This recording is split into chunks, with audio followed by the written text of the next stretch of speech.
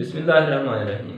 अस्सलाम वालेकुम स्टूडेंट्स, आज हम बात करेंगे यूनिफॉर्म सर्कुलर मोशन और सेंट्रीपिटल फोर्स के बारे में। चैप्टर 2 में हम पढ़ चुके हैं सर्कुलर मोशन क्या होती है। A body has circular motion if it moves on a circular track. हम डेली लाइफ में इसकी मल्टीपल नंबर ऑफ एग्जांपल जो हैं वो देखते हैं। हमने कई बार ऑब्जर्व किया है कि जो टॉय ट्रेन्स जिनसे बच्चे खेल रहे होते हैं वो भी सर्कुलर मोशन परफॉर्म करती हैं। अगर हम एक स्टोन को एक स्ट्रिंग की मदद से टाई कर लें और हम उसको एक दायरे में घुमाएं तो वो भी क्या कहलाएगा, सर्कुलर मोशन कहलाएगा।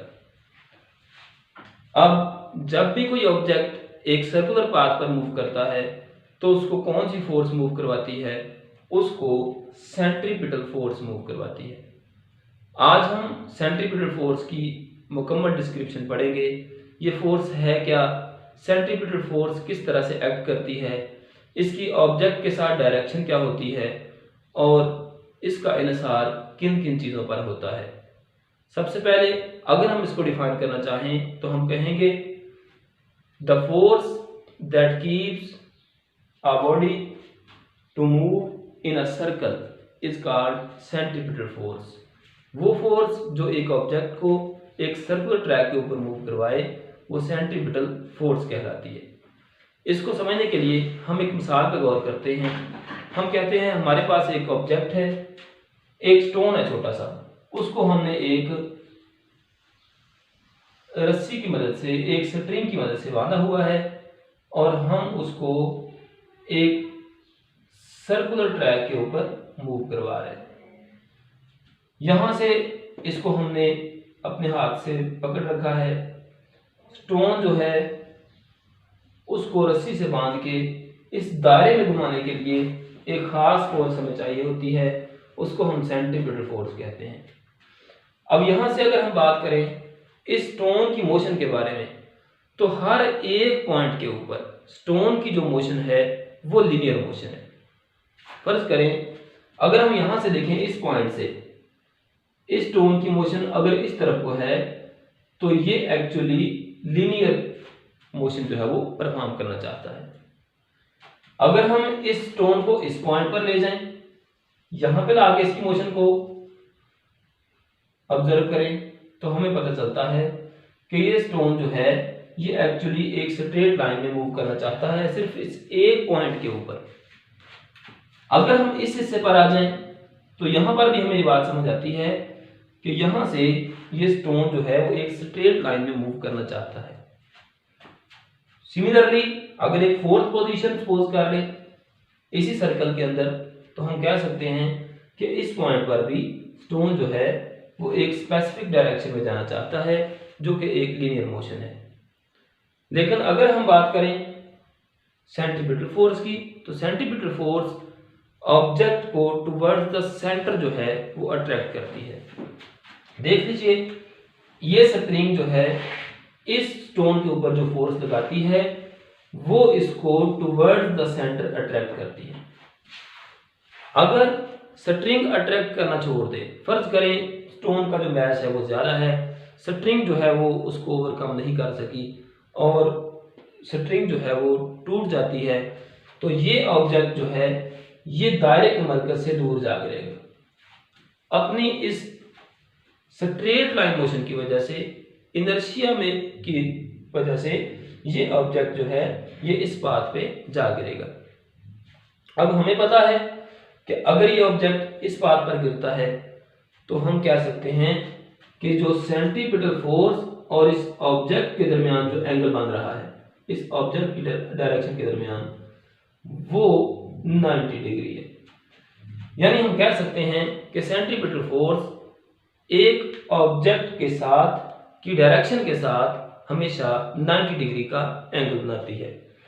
लेकिन अगर हम बात करें सिर्फ सेंट्रीपिटल फोर्स की, वो इसको अट्रैक्ट कर रही है टुवर्ड्स द सेंटर। अगर सेंट्रीपिटल फोर्स इस स्टोन को टुवर्ड्स द सेंटर अट्रैक्ट कर रही है तो इस स्टोन को तो सेंटर पर आके गिर जाना चाहिए, इस स्टोन को इस सर्कुलर पाथ के ऊपर मूव नहीं करना चाहिए। इसका मतलब ये हुआ कि जो ऑब्जेक्ट एक सर्कुलर पाथ पर मूव कर रहा हो वो सिर्फ एक फोर्स के जरिए असर नहीं होता, बल्कि वो दो फोर्सेस के जरिए असर होता है। उनमें एक सेंट्रीपिटल फोर्स कहलाती है, इसको हम कहेंगे सेंट्रीपिटल फोर्स, और ये जो इस फोर्स का रिएक्शन होगा, according to the Newton's third law of motion, to every action there is always an equal but opposite reaction. जो सेंट्रीपिटल रिएक्शन होगा वो इस ऑब्जेक्ट को अवे फ्रॉम द सेंटर ले जाना चाहता है, और इसको हम नाम देते हैं सेंट्रीफ्यूगल फोर्स का। याद रखिए, सेंट्रीफ्यूगल फोर्स सिर्फ उस वक्त तक मौजूद रहेगी जब तक सेंट्रीपिटल फोर्स मौजूद रहेगी। जब तक ये एक्शन मौजूद रहेगा ये रिएक्शन भी मौजूद रहेगा। जैसे ही ये एक्शन खत्म होगा ये रिएक्शन भी खुद ब खुद खत्म हो जाएगा। इसके लिए हम चाहें तो एक और एग्जांपल भी डिस्कस कर सकते हैं।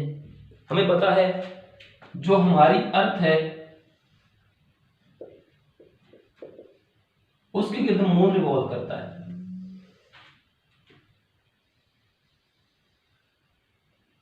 मून का अर्थ के गिर्द रिवॉल्व करना जो है एक सर्कुलर पाथ के ऊपर, वो भी सेंट्रीपिटल फोर्स की वजह से है।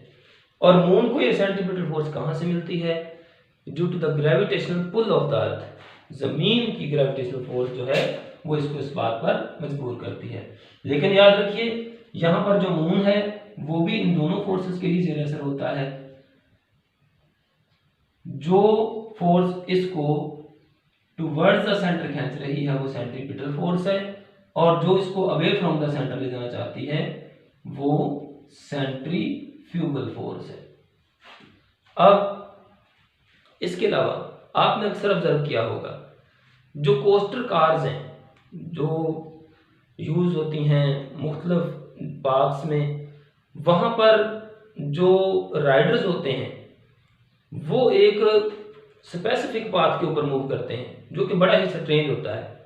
तो उनको उस पाथ में रखने के लिए एक खास फोर्स चाहिए होती है, और वो फोर्स क्या कहलाती है? सेंट्रीपिटल फोर्स कहलाती है।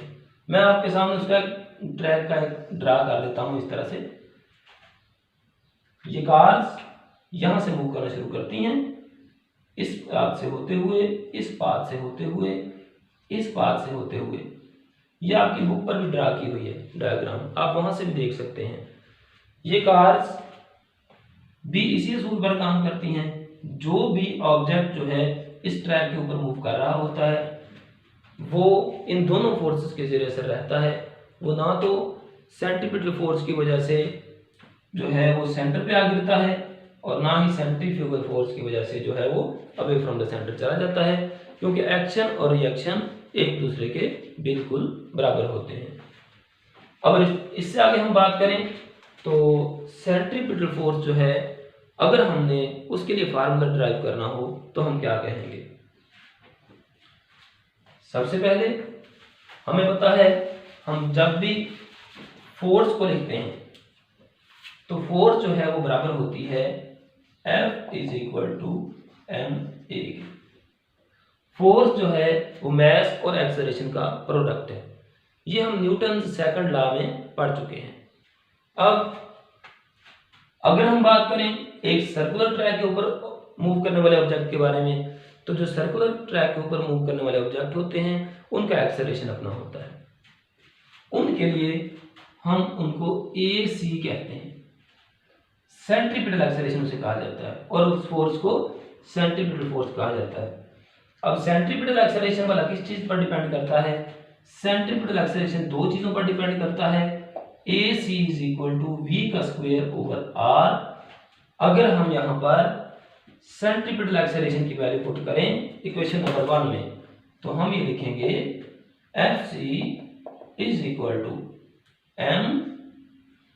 M आ गया, AC को यहां से हटा देंगे, यहां क्या आ जाएगा V का स्क्वायर ओवर R, तो V का स्क्वायर ओवर R। ये हमारे पास बन गया फार्मूला। इस सेकंड इक्वेशन की मदद से अगर हम चाहें तो ऑब्जेक्ट के ऊपर अमल करने वाली सेंट्रीपिटल फोर्स फाइंड कर सकते हैं, अगर हमारे पास ऑब्जेक्ट का मास हो, अगर हमारे पास उस ऑब्जेक्ट की एंगुलर वेलोसिटी हो, और अगर हमारे पास उस ऑब्जेक्ट के लिए सर्कल का रेडियस हो जिस सर्कल में वो ऑब्जेक्ट मूव कर रहा होता है। तो आज हमने सीखा यूनिफॉर्म सर्कुलर मोशन और इसके अलावा सेंट्रीपिटल फोर्स को। अगर आपके जहन में इसके हवाले से कोई सवाल हो तो आप कमेंट सेक्शन में लिख सकते हैं। सेंट्रीपिटल फोर्स के फार्मूले को लेकर इससे जस्ट आगे एक एग्जांपल मौजूद है जहां न्यूमेरिकल वैल्यूज पुट करके, मास पुट करके, वेलोसिटी पुट करके और रेडियस पुट करके सेंट्रीपिटल फोर्स को फाइंड करना सीखा जाता है। आपने ये इसको अपने तौर पर हल करके देख लेना है। Thank you.